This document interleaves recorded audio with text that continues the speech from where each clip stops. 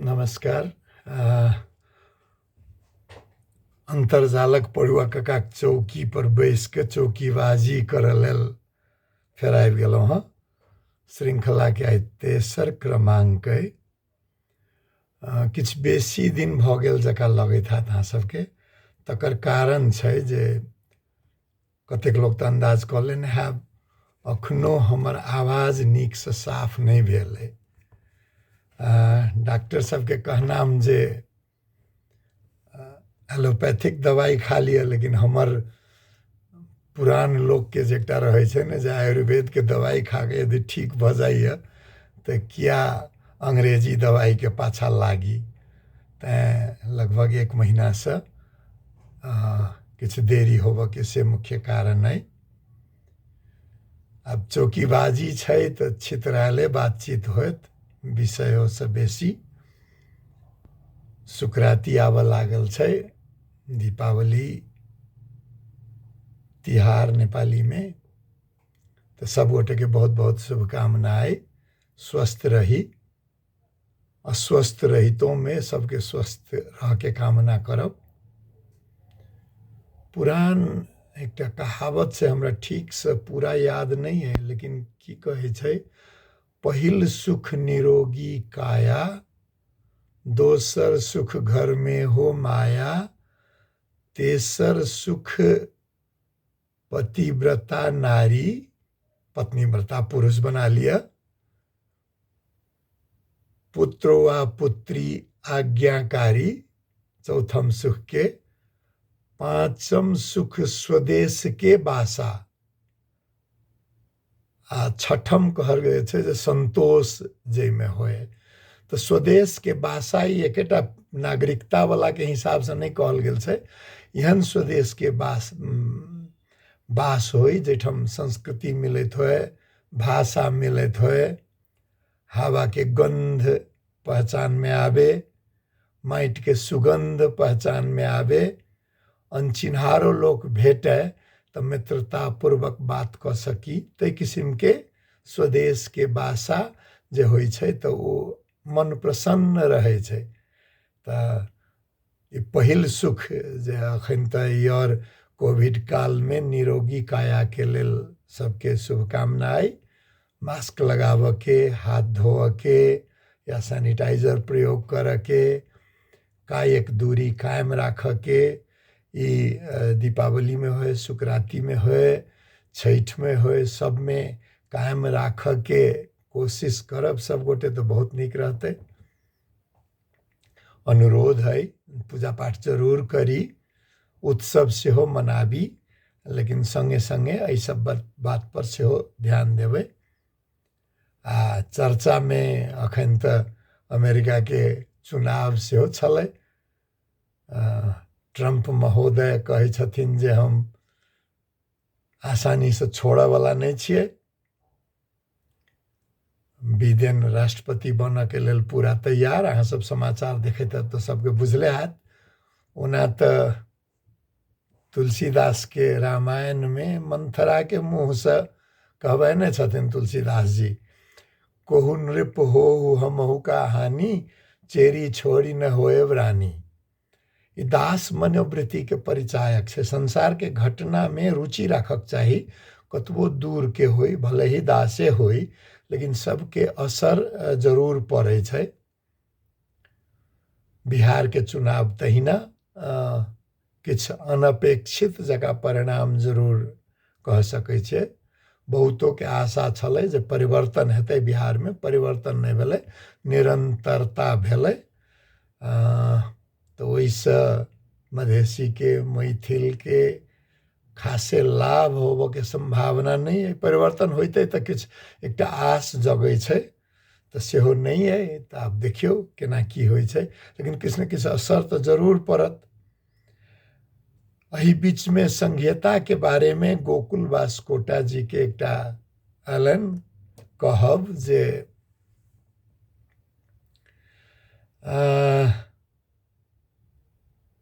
संघीयता के तो कोनो जरूरते नहीं रहे। संघीयता तो अहिना आइन देल गेलै। कमल थापा जी कहे छथिन जे विदेशी के प्रभाव में संघीयता आयल। तो मधेशक शहीद के अपमान केनाई अखनो धरि नेपाल के राजनीतिक कर्मी सब नहीं छोड़लखिन हँ। एकरा यदि पकड़ के हम अहाँ नहीं रहब तो ये आगा नहीं चलत। संघीयता से की फायदा भेलै से किछु लोग सब हमरा परिचित में मधेशियो सब पूछे छथिन की फायदा भेलै से प्रश्न पूछ के क्षमता जे विस्तार भेल ओकरो कह सकै छियै जे संघीयता से आयल छै। एकटा पहचान के सम्मान के जे बात छै से तो संघीयता से आयल छै। चुनावे से जोड़ल बर्मा के घटना है जतऽ कि आंग सांग सुकी के निर्जातीय दोहरापन फेर से उघाड़ भ गेलैया। ओहिठाम के रोहिंग्या सबके की हाल छै तकरा बारे में संसार जानै छै। लेकिन ओते होइतो में फेर से आंग सांग सुकी के पार्टी बहुमत उन्मुख आ सुनितो आश्चर्य लागत। ओहिठाम के सेना के एतेक प्रमुखता छै जे सेना कहलकै जे हाँ जनता जकरा वोट देते जकरा हम मानबे करबै कि जेना कि ओकर बाध्यता नहीं होय, ओ कृपा क के मानैत होय। तो नेपालों में बर्मा रोड के से एक किस्म के लोग सबके छै जे नहीं नहीं पुरना दिन फेर लौटते। तो ओहू के लेल सतर्कता जरूरी। राजनीति के बारे में कहल गेल छै जे नैतिकता नाम के चीज राजनीति में नहीं होय छै, शक्ति संघर्ष छै। नैतिकता जो रहिते त कर्ण के जे नियति भेलै महाभारत में से कोनो योद्धा के नहीं होते। नैतिकता यदि रहिते तो छल कपट से बाली के हत्या भगवान राम नहीं करतथिन। शक्ति के संघर्ष छै। शक्ति प्राप्त कर के लेल सब क्यों अपना जगह से जे बन पड़े से करे छै। त खर प्रसाद शर्मा ओली कहे छथिन जे हम कोनो हालत में नहीं छोड़ब। हुनका अपने पार्टी के किछु अन्य नेता सब कहे छथिन जे हमहूँ देख लेबो। तो नेपाल के राजनीति में नाटक तो किछु आगा बढ़ के संभावना बुझाइए। तो अहाँ सब जे पुलियाबाजी करी पुल पर जाकर गप कर के आई काल तो चिया चर्चा शब्द चलल छै। चाय पिय काल में चाह के चुस्की लैत गप मारली। तो अहू सब पर बात पर कनी ध्यान देवे। जागरूकता तो बना कर राखे ही पड़त न। नवंबरे में सन 2005 में यदि 12 बुधे समझदारी नहीं भेल रहते तो नेपाल में कि थाईलैंड जका राजशाही व उत्तर कोरिया सन के परिवारशाही स्थापित भ गेल रहते न। सन 2006 के विस्तृत शांति समझौता नहीं भेल रहते नवंबरे में तो की बुझाइए अखन जतऽ पहुँचल छी ततऽ पहुँचल रहिती। तो किछु लोग सब फेर लागल छथि। लोभ रहे छै सबके जे देखने रहे छै एकटा दिन राणाशाही लौटावा में सन 1950 में गोरखा दल लागल रहे। संसदीय व्यवस्था के लौटावा में नेपाली कांग्रेस 30 वर्ष अतेक संघर्ष कलकै जे विकल्प तैयारी में कोनो ध्यान नहीं देव सकलै। तो सब भेलै कि तो संसदीय व्यवस्था टिक नहीं सकलै। माओवादी जीत आ हार के लेल मनस्थिति तो बनौने रहे लेकिन समझौता के मनस्थिति जे नहीं बनौने रहे तै के चलते आत्मसमर्पण करे में लाग गेलै आ एकोटा ओकर कार्यसूची स्थापित नहीं भेलै। मधेशवादी सबके तो की बात करी। लागैए जे आजुक टिप्पणी राजनीति पर किछु बेसी भ रहल है। समय एहन त्योहार के उत्सव के गप कर रहल छी राजनीति के तो दीपावलियों से जोड़ल तो एक राजनीतिये छै। राजनीति में कहे छै जे राजा राम अयोध्या लौटलखिन तो दीपावली भेलै। भेल हेतै। एकटा दोसर प्रसंग छै जे नहीं से गप नहीं छै।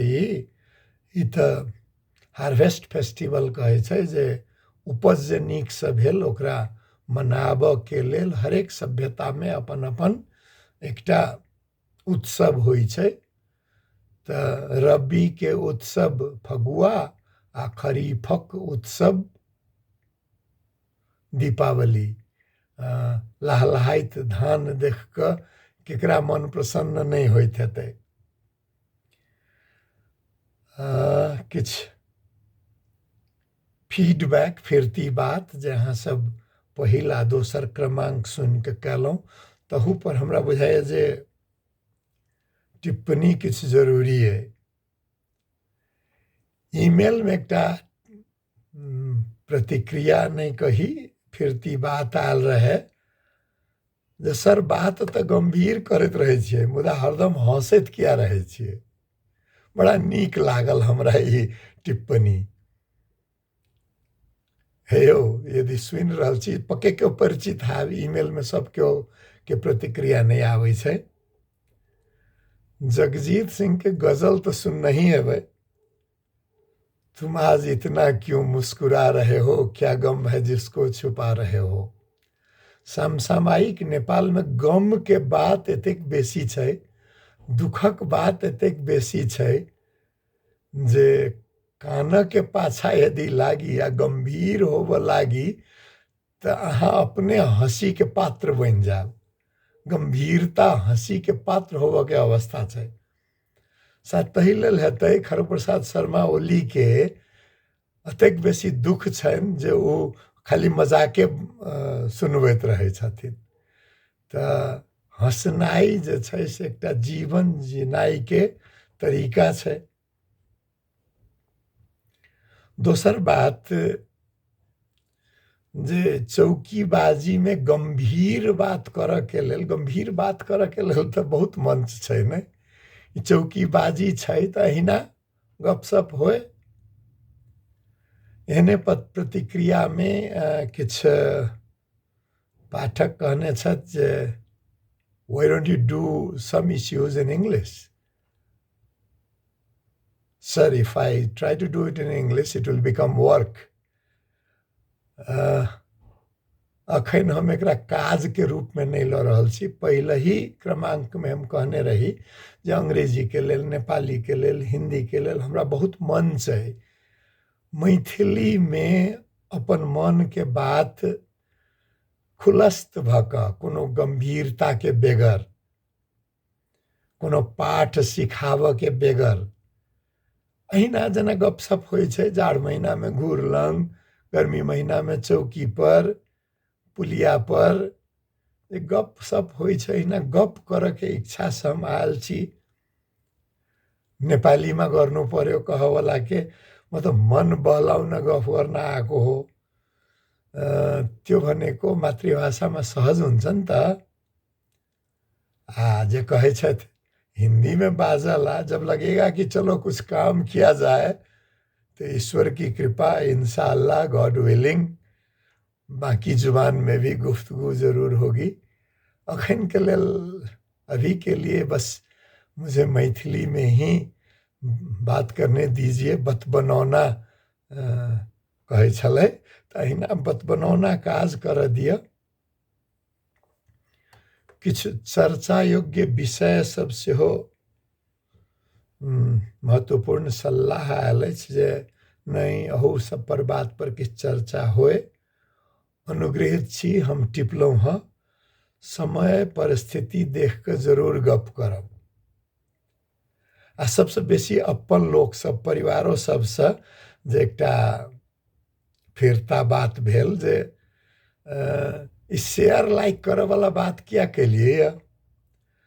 शेयर लाइक वाला बात हमर घर में बेसी गोटे के अनसोहात लगले। जे कहे छै ने जे न्योत ने हकार आ मंगनी में मनुहार, न पूजा न प्रसाद, भोज भात तक की, पानो सुपारी नहीं, भोज न भात हर हर गीत। चौकीबाजी छै, इच्छा अछि तऽ सुनू, न तो जय जय हो किशोरी जी। आब हम ई शेयर लाइक वाला बात फिरता लऽ रहल छी। अहाँके इच्छा होय तऽ जरूर करू। लेकिन एहिके लेल कोनो ओतेक बेसी एकरा महत्व देबऽके बात नहीं छै, किया तऽ हम कहबे कलहुँ हम मन बहलाबऽ लेल हम आबि रहल छी। दीपावली के मौसम तऽ गाम घर दिस शुरू भऽ गेल हेतै। आकाश दीप आब नहीं बरैत हेतै ने यौ, चारू कात तऽ बिजली बरऽ लगलै, तऽ आब के आकाश दीप बारतै?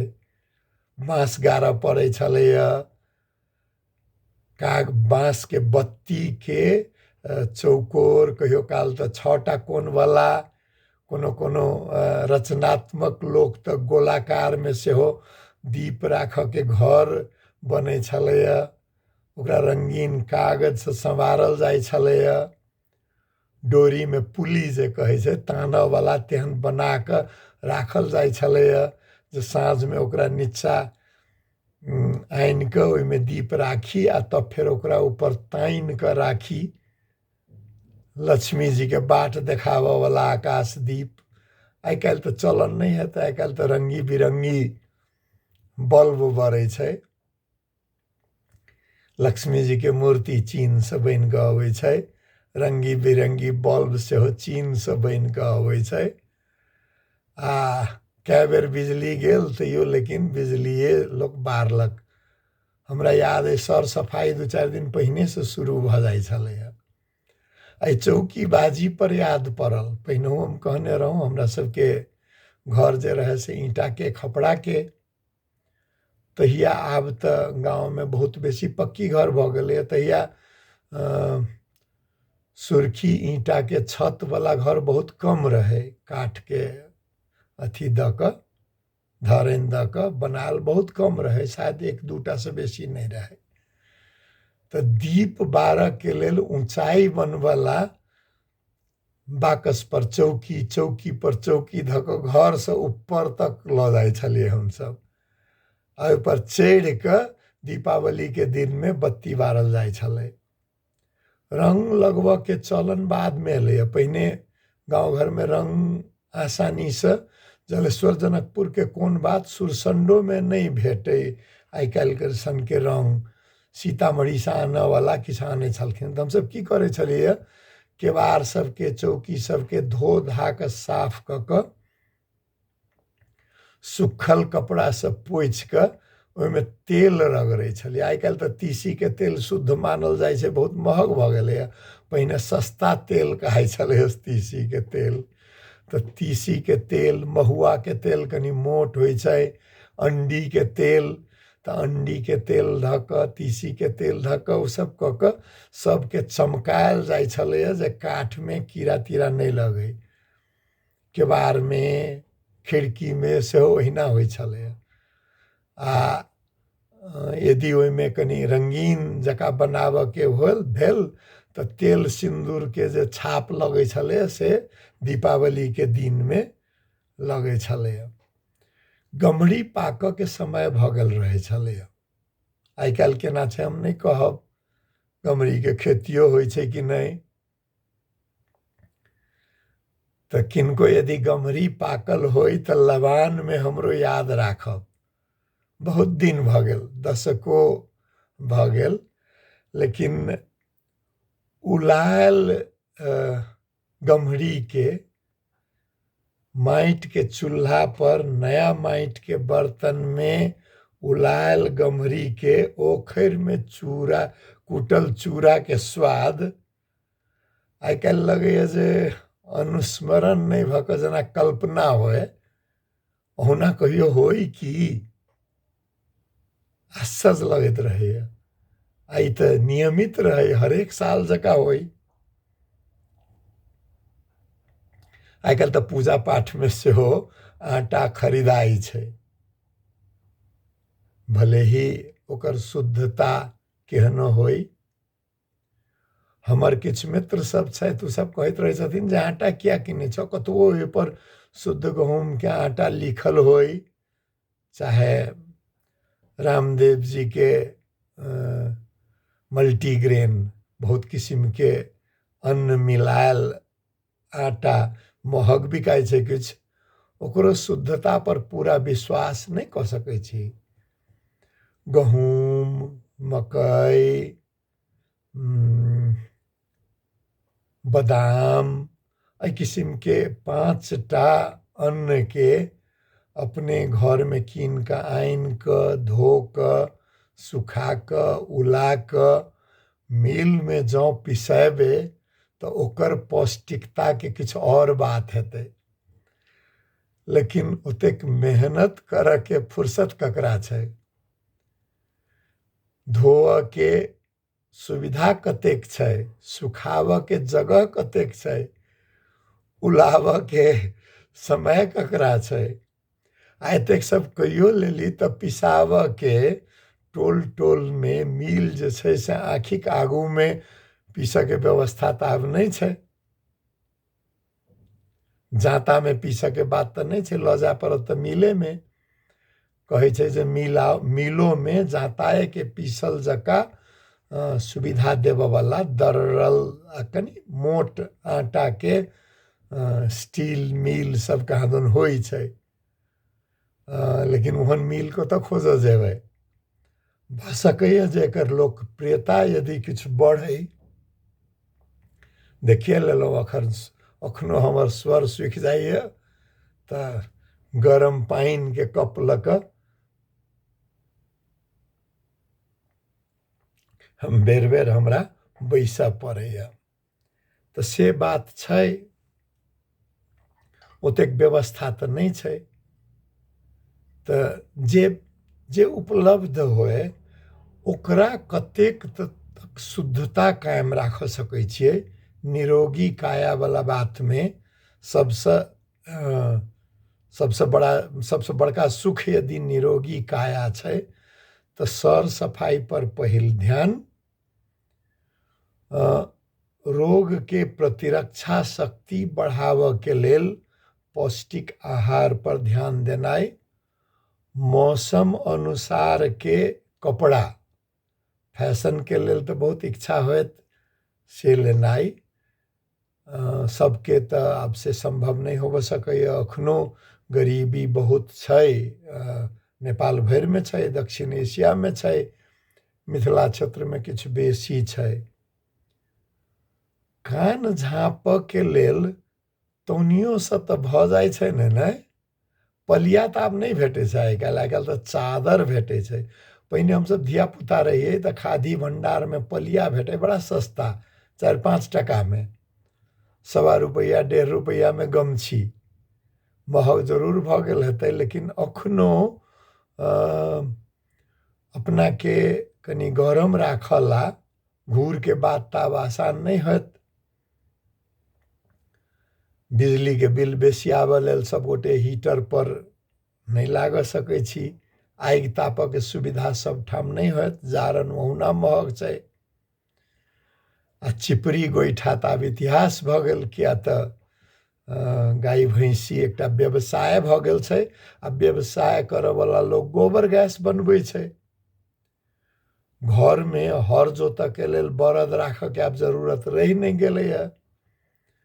तऽ काउ पैट्टी कहि कऽ खिस्सा में पढ़ऽ वाला बात भऽ गेलैए चिपरी आइ काल्हि। किछु लोक जिनका बाध्यता हेतनि से तऽ अखनो करैत हेता। हमरा याद अइ गरीबी अखनो छै लेकिन तुलना कऽ के देखियौ तऽ बहुत घटलैए। पहिने गरीब घर के महिला के सबेर के काज होइ छलैए जे गांव घर के बगल के गाछी में पात बिछऽ जाय के, रास्ता में बरद के, गाय के, भैंसी के गोबर उठा के घर में आनऽ के। आ ओहि पात के कैला तऽ पुआर तऽ सबके नहीं रहै छलै, भूसा सबके नहीं रहै छलै। तऽ ओ पात के संठी दऽ कऽ बनल तऽ बनै छलैए कथी कहै छै गोढ़ा। आ नहीं पाते से बनल तऽ चिपरी। तऽ ऊर्जा के से साधन रहे छले। से देख कऽ तऽ गैस पर, बिजली पर, विप्रेशन अर्थतंत्र के प्रभाव के चलते ऊर्जा के परंपरागत से आब आधुनिक दिश आबैत गेलिए। दोसर यदि आवश्यकता पर होई तो जहाँ तक अन्न के बात छै, कुअन्न जकरा कहै छलिए, मकई भेल, अल्हुआ भेल, मरुआ भेल, कम पौष्टिकता ओहूमे नहीं रहै छलैए। आब खाए लागल छी अरबा चाउरके भात, जाहिमे कैलोरी कहै छै, ऊर्जा बाहेक और कोनो पौष्टिकता नहीं होइ छै। तऽ पौष्टिकता पर ध्यान, भोजन पर ध्यान से जरूरी है। समय के फल, हमर एकटा मामा छथिन, ओ कहै छथिन जे अपना सबके मिथिला में बड़ा नीक गर्मी महीना में, वर्षा महीना में खास कऽ कऽ विटामिन सी के सब आवश्यकता परिपूर्ति आम कऽ दै छै। जाड़ महीना में सबटा विटामिन सी के परिपूर्ति लताम कऽ दै छै। आ बाकी समय में हरेक घर के आगू में नेबो आ मिरचाई रहै छलैया। तऽ मिरचाई सेहो विटामिन सी आ नेबो सेहो विटामिन सी। तऽ एतेक विटामिन सी खाए वाला के तऽ जरूर किछ रोग प्रतिरोधक क्षमता बेसी रहे, तैं पोखरि में नहाइए सेहो पचि जाए, आ इनार के पानि पीबिए सेहो पचि जाए। तऽ ई परंपरागत भोजन सबके से फेर से एकटा खोजऽ के आ स्वास्थ्य के प्रति सचेत रह के जे जरूरी छै, से उ निरोगी काया के लेल। दोसर कहल गेल छै जे घर में माया पैसा के बात कहल गेल हेतै, तऽ ओइसे जोड़ल छै जे आमदनी अठन्नी खर्चा रुपैया से बच कऽ, यदि आमदनी अठन्नी मात्रे होए, बहुतों के नहीं याद हेतै जे अठन्नी की होइ छै, आइ काल्हि के लोक सबके आधा रुपैया 50 पैसा। तऽ आमदनी यदि अठन्नियो होए तो 6 आना खर्च कऽ कऽ 2 आना यदि घर में राखी, तो उ जे माया छै से आवश्यकता पर काम लगै छै। बीमार भेलौं तऽ, सूखा पड़लै तऽ, बाढ़ि अयलै तऽ एहन परिस्थिति के लेल ई एकटा घर में किछु बचावऽ के जे क्षमता छै, जेना कतबो बाढ़ि अबै छलैया तऽ बिया के राखल धान हमरा सबके घर में, गृहस्थ सबके घर में नहीं छुबै छलियै। कर्जा लेबऽ पड़े, ऋण लेबऽ पड़े, लेकिन बिया वाला धान जे छै से उ रहतै, से रहै छलैया।